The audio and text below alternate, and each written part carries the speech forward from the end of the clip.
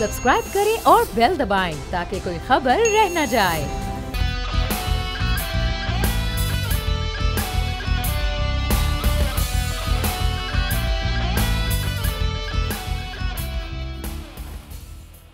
अस्सलामुअलैकुम नाज़रीन, प्रोग्राम में आपको कहेंगे खुशामदीद। मैं हूं महविश तबस्सुम और मेरे साथ मौजूद हैं बोल न्यूज़ के एडिटर इन चीफ नज़ीर लगारी साहब। नाज़रीन, सुप्रीम कोर्ट के हुक्म पर कराची में नस्ला टावर गिराने का काम जारी है और कल वहां पर मकीनों और बिल्डर्स की जानिब से एहतजाज किया गया और बड़ी हंगामे वाली सूरत हाल हो गई थी। पुलिस की जानिब से शेलिंग भी की गई, आंसू गैस के शेल फेंके गए। कल से ही प्रेस कॉन्फ्रेंसिस का जो सिलसिला है वो हम देख रहे हैं कि जारी है। आज chairman association of builders and development Mohsin Shekhani ने प्रेस कॉन्फ्रेंस की और उनकी जानिब से ताजरों और सनतकारों से सरगर्मियां बंद करने की अपील की गई। उन्होंने कहा कि नस्ला टावर गिराने पर तवज्जो ज्यादा है और मुआवजे की जो अदायगी है उस पर कम तवज्जो दी जा रही है। साथ साथ उन्होंने ये भी कहा कि जो इदारे जमीन अलॉट करते हैं उनसे कोई नहीं पूछता, एनओसी देने के लिए बाकायदा एक इदारा मौजूद होना चाहिए। वज़ीर इत्तलात सिंध सईद गनी ने भी प्रेस कॉन्फ्रेंस की। उनकी जानिब से कहा गया कि जिन लोगों ने फ्लैट खरीदे हैं उनका तो कोई कसूर नहीं है, हमें इंसानी बुनियादों पर यह फैसला करना चाहिए और इस नुक्ते को बिल्कुल भी नज़रअंदाज नहीं करना चाहिए कि जज्बाती होकर हम फैसले करें। लगाई साहब, सईद गनी साहब की बात तो किसी हद तक दुरुस्त है। ज़ाहिर है जिन लोगों ने फ्लैट्स खरीदे हैं उनका तो कोई कसूर नहीं है ना। अब एक आम आदमी हमारे जैसा, वैसे तो हम तो ले ही नहीं सकते, लेकिन अगर हम फ्लैट लेने जाते हैं तो हमें तो नहीं पता कि ये जो ज़मीन है ये कानूनी है या गैर कानूनी है। वो ये कहते हैं कि जज्बाती होकर फैसले नहीं करनी चाहिए, अदालत का हुक्म सर आंखों पर, लेकिन इससे वो लोग तो मुतासिर हो रहे हैं ना। देखें, दो बड़े वाक़यात मेरे सामने हुए, मेरी आंखों के सामने हुए और मैं मौजूद था। एक बनी गाला केस कि बनी गाला पर कई सौ मरले ज़मीन जो है वो इस्तेमाल की जा रही है और उसकी रेगुलराइजेशन नहीं थी, और वो बहुत बड़ा पार्क भी है, झील भी है, महल भी है, घर भी है, पहाड़ियाँ भी हैं, सब कुछ उसके अंदर है।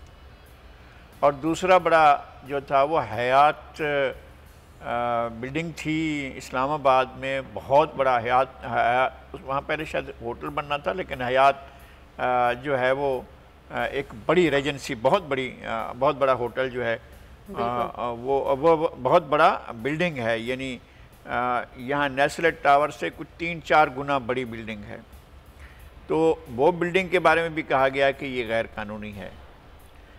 तो इसी मुल्क में, इस मुल्क के वफाक में ऐसी दो बिल्डिंगों के बारे में या दो ज़मीनों के बारे में अगर फ़ैसला किया जा सकता है और उनको रेगुलाइज्ड किया जा सकता है, और इसी काबिल एहतराम सुप्रीम कोर्ट ने ही किया, और सुप्रीम कोर्ट के अदालत नंबर 1 में ही ये फ़ैसले हुए हैं, और इज़्ज़त माब चीफ जस्टिस की ही सरबराही में ये बेंच ने फ़ैसले किए हैं, फुल बेंच ने फ़ैसले किए हैं। तो इस तरह का फ़ैसला अगर कि ये गुंजाइश रखी जाती और इसको देखा जाता कि मुतासरीन जो हैं वो किस तरह उनके साथ क्या होगा।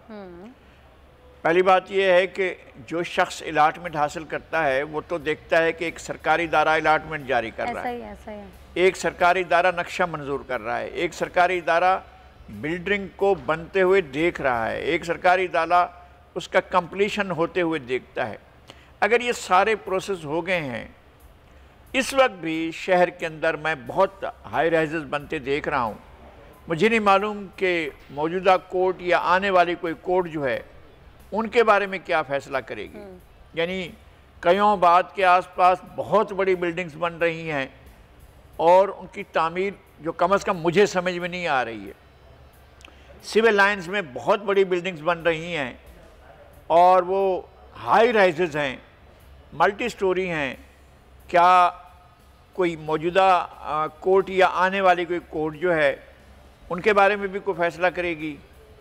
मैं नहीं कहता हूँ कि वो गैर कानूनी, कोई एक भी बिल्डिंग गैर कानूनी बन रही है। उन्होंने ज़ाहिर है अलाटमेंट करने वाली अथॉरिटी से अलाटमेंट ली है और जो नक्शा बनाने वाला अथॉरिटी है वहाँ से नक्शा मंजूर करवाया है और उसके बाद उसको एडवर्टाइज़ किया है।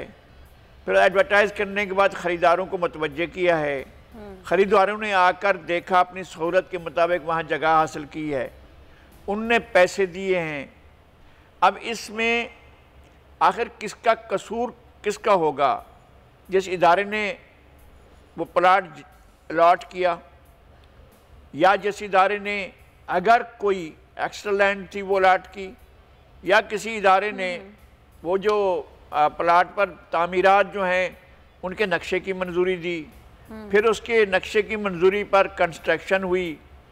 अगर 10, 12, 15, 16 मंजिलें बनती हैं तो हम क्या इंतज़ार करें कि पहले वो जो है तामीर हो जाए, फिनिशिंग हो जाए, रंग रोगन हो जाए, खिड़कियां लग जाएं, सब कुछ बेहतरीन हो जाए, रहने के काबिल हो जाए और लोग कई साल से रहना शुरू कर दें, फिर हम कहें कि जनाब अब हमने इसको गिराना है। तो एक तो ये कि एक नेचुरल लॉ होता है, एक कुदरती इंसाफ होता है, हमें उसको देखना चाहिए कि क्या उसके मुताबिक अमल हो रहा है। क्या कवानीन इंसान की फलाह के लिए बनाए जाते हैं या इंसानों की बर्बादी के लिए बनाए जाते हैं? कानून इंसान की सहूलत के लिए बनता है या इंसान की बर्बादी के लिए बनता है?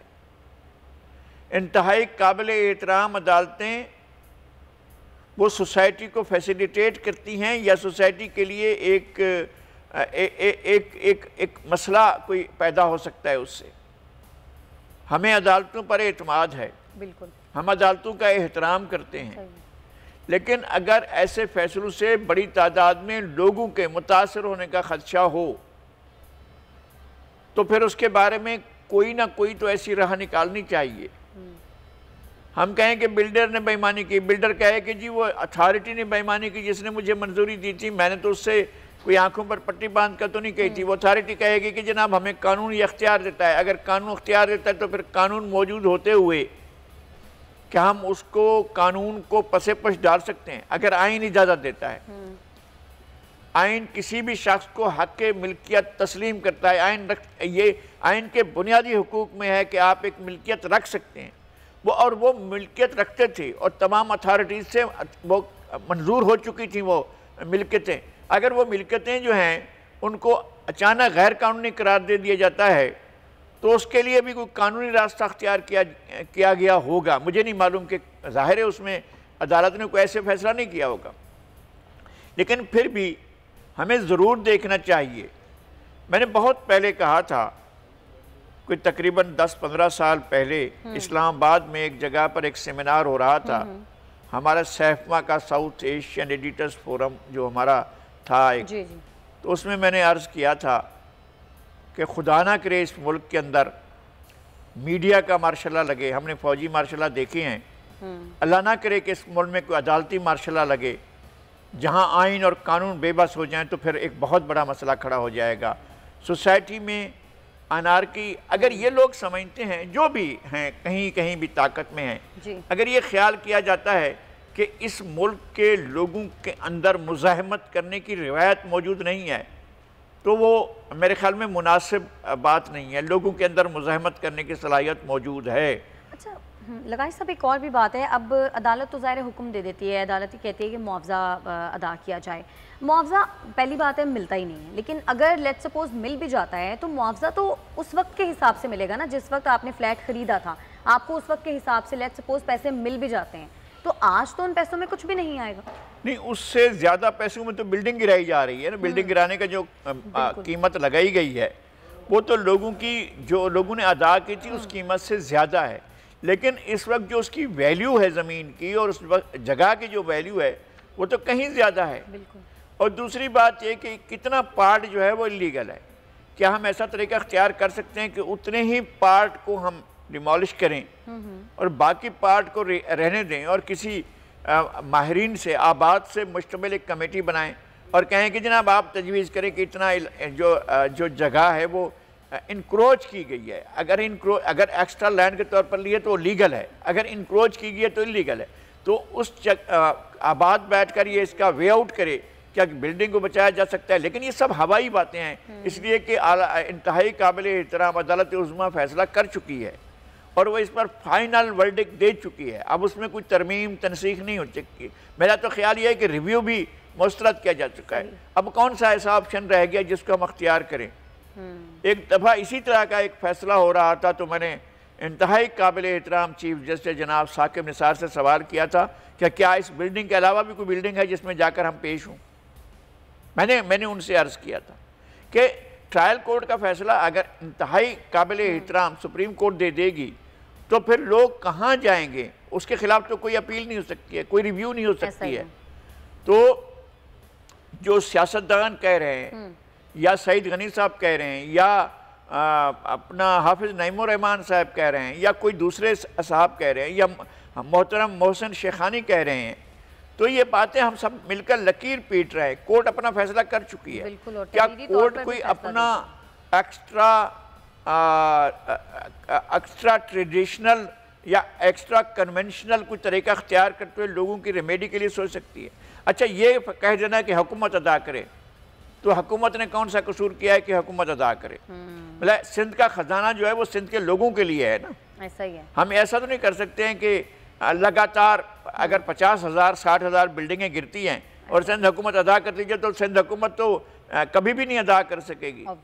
और अगर ये है कि मलका मुआज़मा की ये फरमाइश है कि वो कराची तब आएंगी कि जब कराची मुझे वैसा नज़र आएगा जब मैंने 1961 में देखा था, तो ज़ाहिर है कराची उससे कहीं ज़्यादा बढ़ चुका है।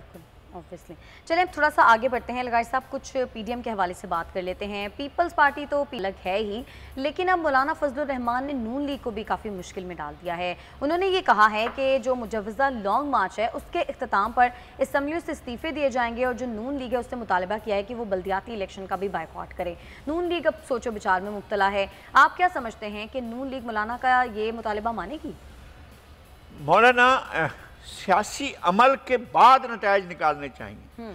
मौलाना के लिए मेरे बहुत एहतराम है मेरे दिल में। मैं ज़ाती तौर पर उनका न्याज़मंद भी हूँ और उनके से मेरे साथी मरासिम उनसे बहुत अच्छे हैं, मैं उनकी बहुत इज़्ज़त करता हूँ। लेकिन अगर आप कोई किसी चीज़ के लिए माहौल नहीं बनाएंगे और उससे पहले ही आप मुतालबा करेंगे, चाय के लिए पहले चाय के लिए केतली होना ज़रूरी है ना, वो पहले केतली हो, फिर आपने उसमें पानी चढ़ाना है, पानी हो, फिर दूध होना चाहिए, चाय की पत्ती होनी चाहिए, फिर आगे जो प्रोसेस है वो होना चाहिए। आप अगर कह रहे हैं कि जी ये देखें चाय तो हम चढ़ा रहे हैं लेकिन उसके बाद जो है हमने ये चाय पीनी नहीं है, जाकर सामने बैठे हुए शख्स के मुंह पर गिरानी है, तो उसके लिए पहले तो आप चाय बनाएं तो सही ना। पहले गारंटी कैसे ले सकते हैं? वो जिसके मुंह पर हम डालने जा रहे हैं अगर वो बात ही मान लेता है तो तब की बात है ना। पहले तो आप अपना काम करें ना, उससे पेशगी शरायत रखने से तो मसाइल पैदा हुए हैं ना। आपने खुद देखा है जब पीपल्स पार्टी से कहा कि लाओ इस्तीफे, तो उन्होंने कहा नहीं हम इस्तीफे नहीं देंगे, इसलिए कि इस्तीफे हमारा आखिरी ऑप्शन है। यही बात नून लीग भी करेगी। नून लीग कैसे मैदान, अच्छा अगर वो मैदान खुला छोड़ देती है बल्दियाती इलेक्शन का, तो फिर कौन आएगा? पीटीआई, पीपल्स पार्टी और दीगर जमातें मैदान ले लेंगी। अगर ग्रास रूट पर पीपल्स पार्टी, पीटीआई और दूसरी जमातें आ जाती हैं, नून लीग के हाथ में क्या रह जाता है? बिल्कुल। और सीनियर रहनुमाओं ने शरीफ बरादरान पे ये बात वाजे भी किया लगाई साहब कि अगर उन्होंने बल्दियाती इलेक्शन में नून लीग ने हिस्सा नहीं लिया तो वो पंजाब से तो फारिग हो जाएगी। नहीं, मैं ये कहता हूँ कि ये बात अगर मौलाना का एजेंडा ये है कि जो दीगर बड़ी पार्टियाँ हैं पीटीआई के अलावा सबको फारिग करना है, तो फिर उनकी मेहरबानी है, जो चाहें वो करें। लेकिन अगर पार्टियाँ अपने आप को बचाना चाहती हैं तो सियासी, देखिए मैंने खुद सुना था उन लोगों से जिनने जनरल ज़ियाउल हक के ज़माने में गैर जमाती इलेक्शन का बाइकाट किया था, उनने कहा कि हमने मैदान छोड़कर गलती की थी, ये उन्होंने कहा था। ये अलग बात है कि आसिफ अली जरदारी साहब ने वो इलेक्शन लड़ा था आज़ाद तौर पर, और बाद में जब मोहतरमा बेनज़ीर भुट्टो की उनकी शादी हुई तो फिर तो वो पीपल्स पार्टी के डिसिप्लिन में चले गए। लेकिन उससे पहले उन्होंने भी और उनके वाले साहब ने भी इलेक्शन लड़ा था और वो इसको अपनी गलती नहीं मानते। मुराद अली शाह के वालिद अब्दुल्ला शाह ने लड़ा था इलेक्शन, स्पीकर सिराज दुरानी के वालिद आगा सदरुद्दीन ने इलेक्शन लड़ा था। तो वो उनका ख्याल ये था कि प्रोसेस में जा रहे हैं। बाकी जमातों का ख्याल था कि नहीं, हम प्रोसेस में नहीं, हमें जमाती बुनियादों पर इलेक्शन में जाना चाहिए। सही। तो मौक़िफ़ उनका ठीक था लेकिन स्ट्रेटजी गलत थी। स्ट्रेटजी के नतीजे में क्या हुआ कि एक पूरी की पूरी खेप आ गई गैर सियासी लोगों की, जो पैसे के जोर पर है, और उसके बाद से हर चीज़ पैसे की बुनियाद पर होने लगी। पैसे लोग खर्च कर रहे हैं, सीटें बना रहे हैं। और 70 के इलेक्शन में वो लोग कामयाब होते जो बाइसिकल पर इलेक्शन लड़ रहे थे और कबायली इलाकों में लड़ रहे थे, जहाँ सरदारों का राज होता है वहाँ लड़ रहे थे। और सरदार को जो है इतनी बुरी तरीके से शिकस्त हुई थी, कोई सोच भी नहीं सकता। फारूक लगारी के वालिद 5वें नंबर पर थे क्योंकि छठा कोई कैंडिडेट नहीं था, और सीट जीती उस शख्स ने जिसने बाइसिकल पर जो है वो कैंपेन चलाई थी। तो ऐसी सूरत हाल में मौलाना, मुझे ये बात समझ में नहीं आती कि पेशगी जमानतें क्यों ली जा रही हैं। अगर आपके धरने का लॉन्ग मार्च जो मुलतवी किया गया था इस साल के शुरू में, वो बहुत बड़ा चांस था कि आप कामयाबी की तरफ जा सकते थे, और उसमें पीपल्स पार्टी भी आपके साथ थी, ANP भी आपके साथ थी। आपने धक्के देकर उन पार्टियों को निकाला और कहा कि नहीं इस्तीफे दो, फिर खुद के इस्तीफे क्यों नहीं दे दिया आपने? आपको तो फिर सबको मिलकर इस्तीफे दे देने चाहिए थे। तो उसके बाद भी क्राइसिस पैदा हो सकता था। जब इस साल के शुरू में 2.5 साल हुए थे हुकूमत को आए हुए, अगर आप इस्तीफा दे देते तो हुकूमत बहरान का शिकार हो जाती, फिर कैसे आधी असेंबली के इलेक्शन कराती। तो चलें पीपल्स पार्टी राजी नहीं थे तो बाकी सीटों पर कैसे इलेक्शन कराए जाते? अगर 1 by 1 इसी तरह से हुकूमत को शिकस्त होती रहती तो हुकूमत कब तक इसको सपोर्ट करती? आपने नहीं कराया वो ऑप्शन, आपने वो इस्तीफों का ऑप्शन जो है वो नहीं किया, इसलिए कि पीपल्स पार्टी इस बात के लिए तैयार नहीं थी। और अब भी पीपल्स पार्टी तो तैयार नहीं है। वो कहती है हम प्रोसेस के साथ रहेंगे, प्रोसेस के बाहर नहीं जाएंगे। अमल यही है आपका। लेकिन अगर ऐसे हालात पैदा हो जाते हैं और प्रेशर इतना ज्यादा हो जाता है कि हुकूमत खुद कोलैप्स कर जाए, हुकूमत अपने लिए सबसे बड़ा बोझ हुकूमत खुद ही है। महंगाई, बिल्कुल हुकूमत अपने ऊपर बोझ है, इतना बड़ा बोझ है कि हुकूमत लड़खड़ा रही है, ऐसा ही है। उसके चलने के इम्कानात बहुत कम नजर आ रहे हैं। अभी एक कयामत टूटने वाली है। आपको पता है मिनी बजट आ रहा है, मिनी बजट आ रहा है एक, और दूसरी बात कि इन्होंने इतना डीवैल्यू किया है डॉलर को और फरमाइशें पूरी की हैं IMF की कि वो आपके माजी के मुकाबले में मुशर्रफ और जरदारी दौर के मुकाबले में अब दुगना कीमत हो गई है डॉलर की, यानी डबल हो चुका है।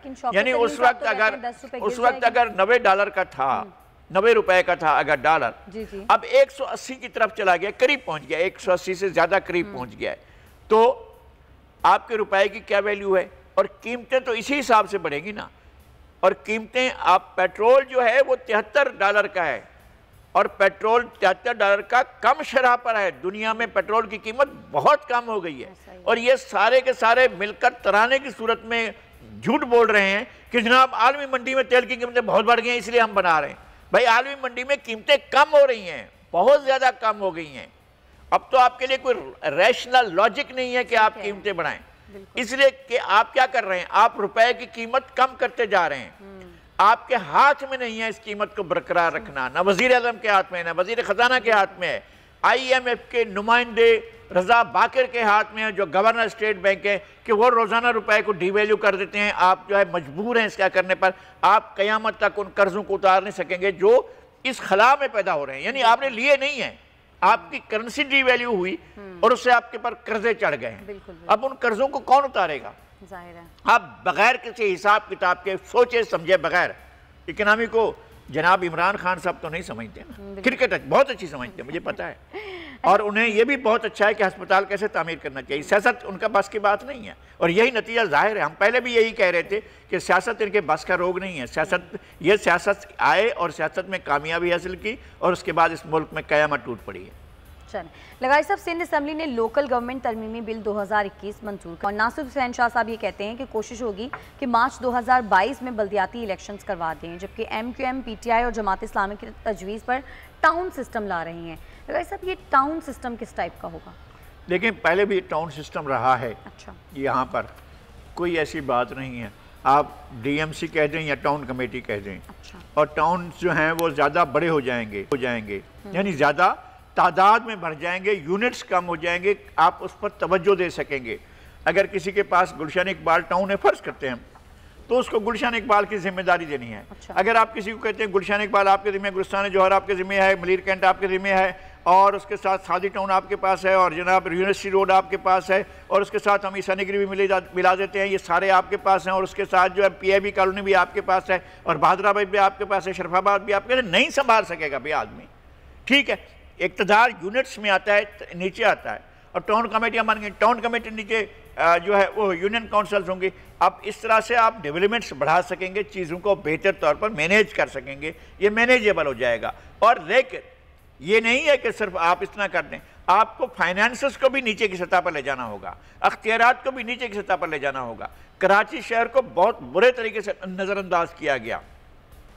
आप टाउन कमेटियाँ बनाएं, आप डिस्ट्रिक्ट म्यूनिसिपल कमेटियां बनाएं, आप कोई चीज भी बनाएं, लेकिन लोगों को डिलीवर करें।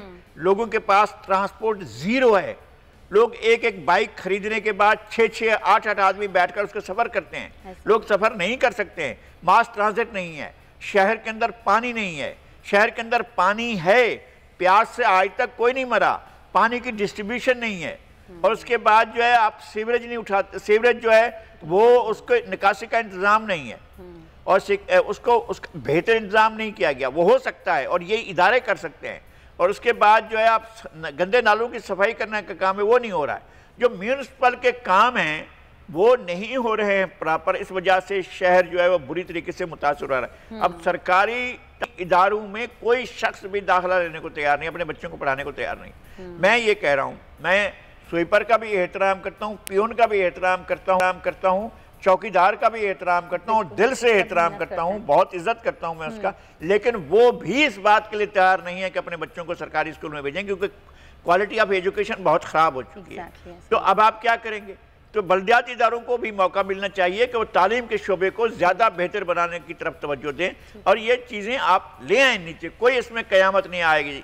बहुत बड़ा स्पेस जो है तमाम लोगों को मिला हुआ है और उसमें लोगों को डिलीवर करना चाहिए। बिल्कुल। अच्छा लगाई साहब, गैस बहरान के ऊपर जो सेक्रेटरी पेट्रोलियम है वो ये कहते हैं कि दुल्हन के जरिए गैस फराहमी का तस्वुर तो वैसे भी खत्म होता जा रहा है। वो ये कहते हैं कि सिलेंडर्स इस्तेमाल करें। उन्होंने अनोखा मशवरा दे दिया है कि घरों में आप सिलेंडर्स यूज करें। मैं ये कह रहा हूँ कि गैस अगर सिलेंडर्स के लिए मौजूद है तो कंज्यूमर्स के लिए क्यों नहीं मौजूद है?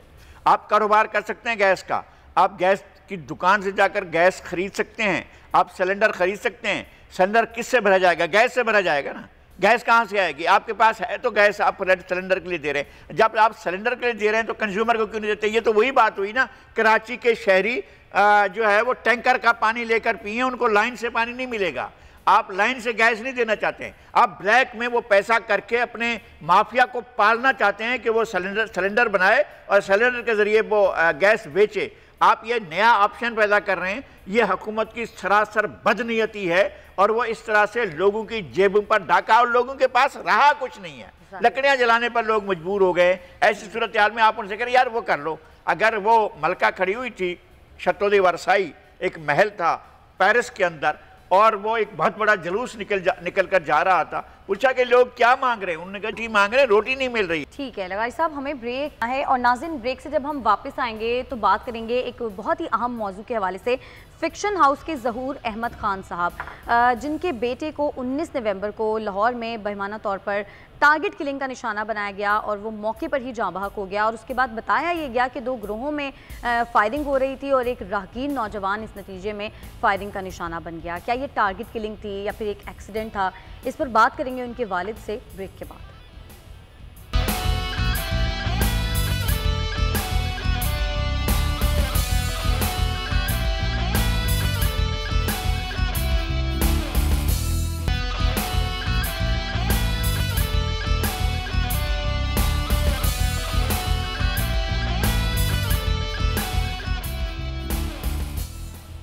वेलकम बैक नाज़रीन। फिक्शन हाउस के ज़हूर अहमद खान, जिन्होंने अपनी मेहनत और लगन से इस इदारे को सफ़े अव्वल का इशाती इदारा बनाया, वो भी उस दौर में जब हर शख्स ये कहता था कि किताबें कौन पढ़ता है। लेकिन आज हम उनके इदारे के हवाले से बात नहीं कर रहे, बल्कि आज हम उस क़यामत का जिक्र करने जा रहे हैं जो उन पर और उनके ख़ानदान पर 19 नवंबर को टूट पड़ी। उनका जवां साला बेटा ज़ीशान, जिसको टारगेट किलिंग करके कत्ल कर दिया गया और उसके बाद ये कहा गया कि 2 ग्रोहों में तसादुम था, 2 ग्रोहों में फायरिंग हो रही थी, जिसके नतीजे में एक राहगीर नौजवान जाँ बहक हो गया। क्या वाकई ऐसा था? इस पर बात कर लेते हैं। ज़हूर अहमद खान साहब ने लाहौर स्टूडियो से हमें ज्वाइन किया है। बहुत शुक्रिया आपका ज़हूर साहब, आपके कीमती वक्त का। सर पहले तो बताइएगा कि हुआ क्या था एग्जैक्टली 19 नवंबर को? शुक्रिया। देखें, गुजारिश ये है कि पिछले जुमे मुअर्रखा 19 नवंबर बावक्त 1:40 1:45 पे ये बरखुरदार, जिसका नाम ज़ीशान ज़हूर है, ये रोज़ की तरह खाना लेने घर पे आया, जो सादी पार्क में घर है मेरा, ये रिटर रोड, जहाँ पे ये हादसा हुआ, फायरिंग हुई जो कहें, वहाँ से हार्डली कुछ 100-125 गज के फासले पे है।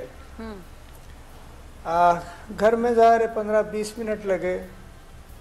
बहनों ने, माँ ने, एक हमारी अजीज़ा आई हुई थी, उन्होंने बहुत कहा कि आप खाना खा लें। उसने कहा नहीं मुझे देर होगी, मेरा वहाँ पे भाई और दोस्त इंतज़ार कर रहे हैं। तो वो खाना लेके निकला है सादी पार्क। जनाज़गाह जो मेट्रो बस स्टेशन है वहाँ से इसने यू टर्न लिया है टूवर्ड्स करतबा चौक। वहाँ से भी कोई 100 गज़ का फासला होगा। आगे एक बेकरी है, केक्स एंड बेक्स। जब ये वहाँ पहुँचा है तो कुछ गैर मुसद्दक़ा इतलात के मुताबिक जो हमने बाप बेटों ने, हमारे जो अजीज़ है उन्होंने इकट्ठी की हैं कि ये आके उस केक्स एंड बेक्स के दरवाजे के पास रुका है कोई 5-7 मिनट हार्डली। अच्छा। फायरिंग हो रही थी इसलिए रुक गया। जैसे ही वहाँ से जब फायरिंग रुकी है और ये दोबारा वहाँ से चलने लगा है, तो इससे पहले जो मेरी ऑडियो वॉइस मैसेज जो मैंने कहा कि उसमें एक गोली लगी थी, वो एक गोली तो इसे दिल के साथ लगी थी और दिल के पार हो गई। एक कतरा खून भी नहीं निकला, सॉरी दिल के पार नहीं हुई, वहीं पेवस्त होके स्टॉप हो गई और एक कतरा खून भी नहीं निकला इस बरखुरदार का। लेकिन जब मोटरसाइकिल को, चूँकि मोटरसाइकिल तो उसके बाद मिली है, थाने से जो सुपुर्दारी पे चीज़ें देते हैं ये, तो उसका उसी साइड का टापा भी टूटा हुआ था जो 2 पीस में था। एक पीस तो अभी भी मोटरसाइकिल के साथ लगा हुआ है, 70 मोटरसाइकिल है, दूसरा हमें नहीं पता वो कहाँ गया। ये जब जहाँ रुक के चला है तो ये जो फायर हुए तो ये वहाँ से कोई हार्डली 10-15-20 फीट आगे गया है और ये बाकायदा मोटरसाइकिल खड़ी करके वहाँ बैठ गया है। उसके तो ज़हूर साहब, वैसे क्या आपके ख़ानदान की किसी से कोई दुश्मनी थी? ऐसा कुछ आपको लगता था कि कुछ हो सकता है? कोई आपको थ्रेट्स मिले हों? मैं आज भी इस बात पे कायम हूँ कि मेरी किसी से कोई दुश्मनी नहीं। तो मैंने इससे पहले अखबार और टीवी में सुना, देखा, या मुझे जो दोस्तों ने वीडियो देखा जैसे ये राहगीर है, तो दुश्मनी तो नहीं हमारी, कतन किसी से दुश्मनी, हम खाक कोई दुश्मनी तो नहीं थी हमारी, कतन किसी से दुश्मनी। हम खाक नशीनों की तरह दोस्तों को किताबें भिजवाते थे। और मैं पिछले 1991 से इस इशाअती इदारे की जितनी भी जो किताबें छपी, मैं ये भी आपके चैनल के तवज्जुह से अर्ज़ कर दूं, मुझे इस बात पे भी फ़ख्र है कि मैंने कोई मज़हबी हवाले से किसी भी फ़िरके के कोई जज्बात को मजरूर दानिस्ता नहीं किया, कोई ऐसे लफ्ज़ नहीं छापे कि जिनसे किसी भी फ़िरके की, किसी भी मसलक के लोगों की दिलाजारी हो। तो लेकिन ये हुआ है वहाँ पे। साहब, आप ये कह रहे हैं कि कोई दुश्मनी नहीं थी, आप बिल्कुल सही कह रहे होंगे, लेकिन फिर टारगेट किलिंग क्यों हुई? जी, टारगेट किलिंग जो है वो मैंने जो देखा है, जो मैंने सुना है, जो 2-4 वीडियो मेरे पास आई, इसको ऑब्जर्व किया जा रहा था। अच्छा। जब ये डॉक्टर नबीला की गली से ये इंटर होता है अपने घर की तरफ, इसे वॉच किया जा रहा था। जब डॉक्टर नबीला की गली, नबीला अब्दुल्ला है ये, सादी पार्क में एक मेन गली है, वहाँ से आगे जब ये जाता है और राइट टर्न लेता है, उस कोने पे खड़े होकर मेरे घर का दरवाज़ा नज़र आता है। अच्छा। तो मुझे उस जो लोगों ने बताया है या जो मैंने अपनी दानिश से चीज़ों को देखा है, तो वहाँ तक इसको वॉच किया गया है। उसके बाद की हमारे पास कोई ऐसी फुटेज नहीं है। जो मुख्तलिफ चैनल्स ने फुटेज चलाई अपने टीवी पे, हमने उनको भी कलेक्ट करके ऊपर नीचे, छोटा बड़ा, आगे पीछे स्टॉप करके जो देखा है, ये बच्चा रुका है वहाँ पे। अच्छा, 2 बातें हो सकती हैं। कि टारगेट किलिंग की जो मैं बात कर रहा हूँ या जो मैं कह रहा हूँ, ये जैसे ही आगे बढ़ा है तो एक हमारे साथ जो FIR में हमारा जो हम जिसके मुद्दई हैं या 2 बंदे जो कत्ल हुए हैं, जिसमें एक मेरे बेटा है, एक आसिफ है जो मेहर ग्रुप का मुलाजिम था, वो मर चुका था, उसके बिल्कुल बैक साइड पे फायर लगा है। मैं भी उसको देख लिया हो इसने कि वो मरा है या जिसने मारा है, ऐन मुमकिन है वो जानने वाला हो, वो इसको जानता हो। तो मैं इस बुनियाद पे कह रहा हूँ, बाकी और चीज़ें हैं, रियासती मशीनरी है, उनको सारा पता है।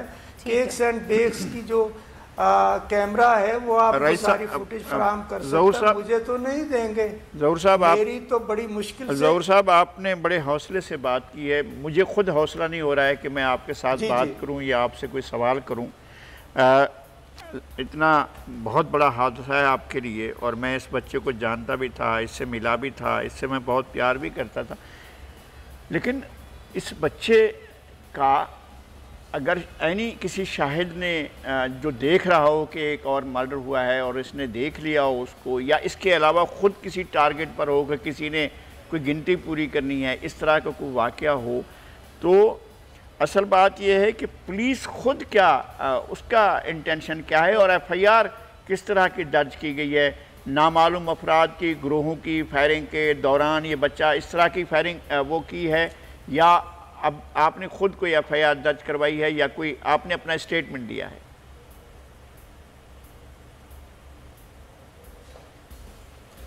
देखिए, मैंने कोई स्टेटमेंट अभी तक नहीं दिया।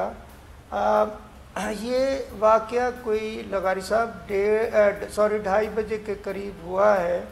मैं भावलपुर दी इस्लामिया यूनिवर्सिटी भावलपुर में इकबालियात पे जो कॉन्फ्रेंस थी, वहाँ 2 दिन का बुक फेयर लगाया, 1 दिन का शोबा उर्दू ने लगाया, 3 दिन का बुक फेयर वाइंड अप करके 1:53 पे मैं बगदाद कैंपस से वापस मुल्तान की तरफ निकला हूँ। तो इसका 1:53 पे फ़ोन आया है जीशान का कि अब मुझे अब्बा कहता था, अब्बा क्या हाल है? अब्बा जी ठीक हैं। मैंने कहा मैं ठीक हूँ, आप पेशावर में जो बुक फेयर कल ख़त्म हुआ है उसमें जाना था। तो मैंने इसे कहा, मैंने कहा यार आपने थकना नहीं है, मैं आऊँगा, मैं आपके साथ चलूँगा। रही बात जो अभी आपने बात की, मेरे से सवाल पूछा है, जब ये अपने घर से निकला है तो बकौल कुछ लोगों के उसमें केक्स एंड बेक्स से थोड़ा आगे अपोजिट साइड पे कोई वो क्या कहते हैं लड्डू पीठियाँ वाला आदमी जो है वहाँ पे ठेला लगाए खड़ा था, और वो बार बार फ़ोन पे कुछ इन्फॉर्मेशन दे रहा था। सही, ठीक। चलिए ज़हूर साहब, ज़ाहिर है हम अब सिर्फ दुआ कर सकते हैं, हम दुआ कर सकते हैं कि अल्लाह ताला आपको और आपके ख़ानदान को सब्र दे, आफ़ दे और ज़ीशान के दर्जात बुलंद करे। और ज़ाहिर है यही हमारी दुआ है, और हम सब्र के अलावा क्या दुआ कर सकते हैं। नाज़रीन, मुझे यहाँ पर ब्रेक लेनी है। ब्रेक से जब हम वापस आएंगे तो एक और अफसोसनाक वाक़े का जिक्र करेंगे। एक्सप्रेस अखबार से वाबस्ता एक सहाफ़ी जिसका नाम है फ़हीम मुग़ल, उन्होंने हालात से तंग आकर ख़ुदकुशी कर ली। उन्होंने क्यों खुदकुशी करी, इस पर बात करेंगे, साथ रहिए।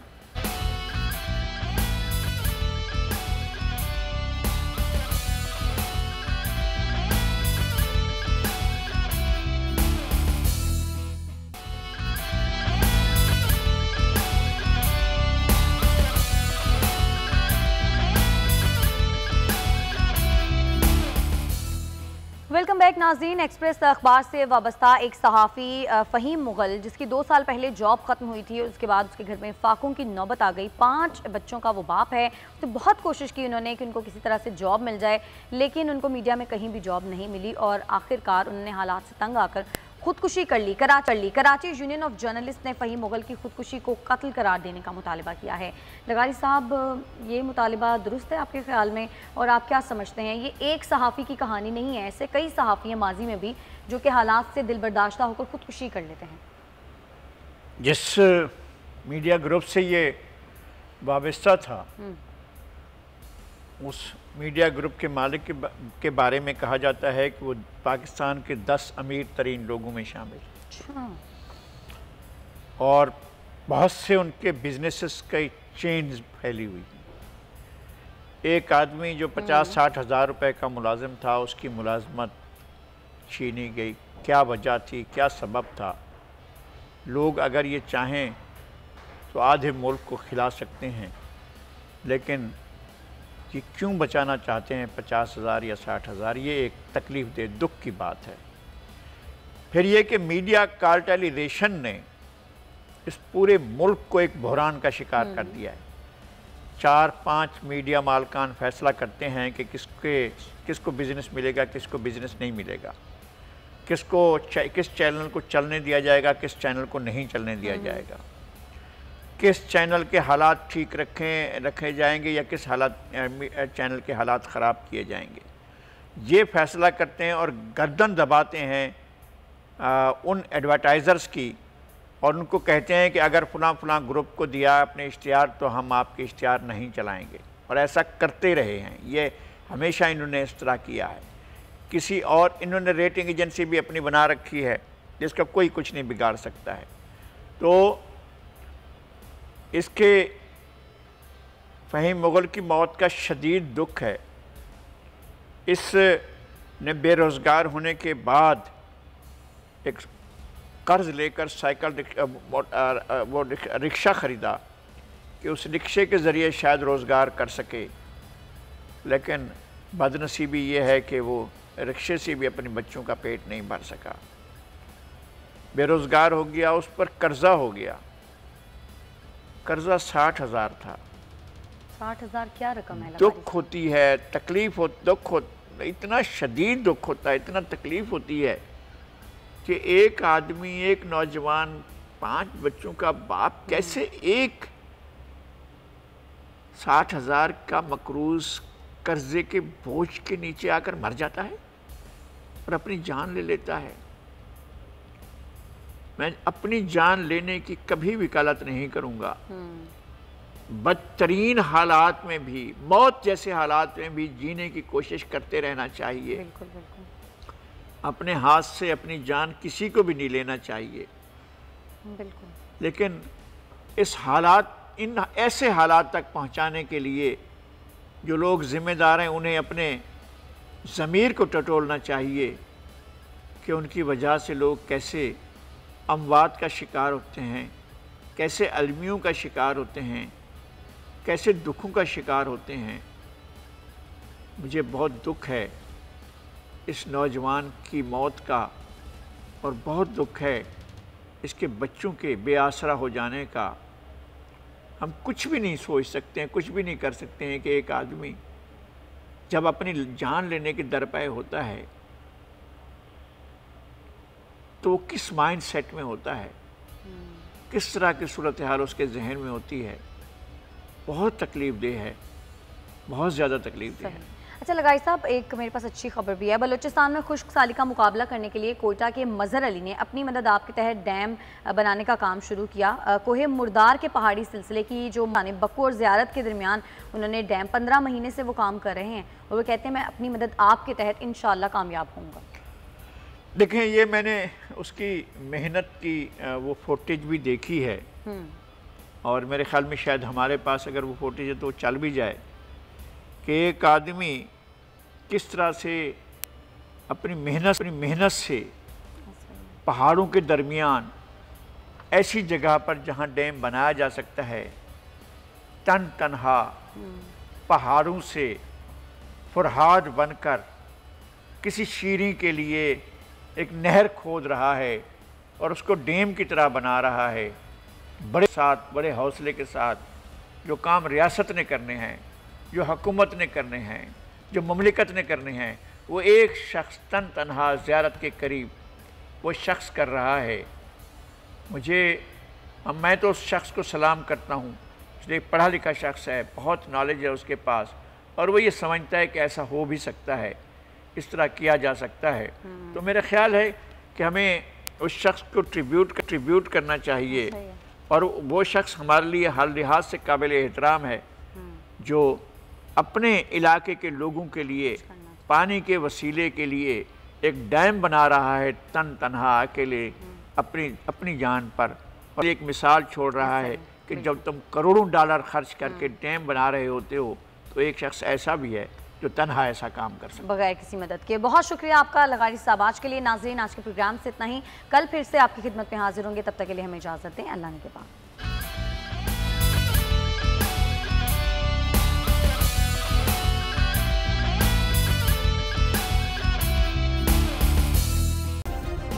सब्सक्राइब करें और बेल दबाएं ताकि कोई खबर रह न जाए।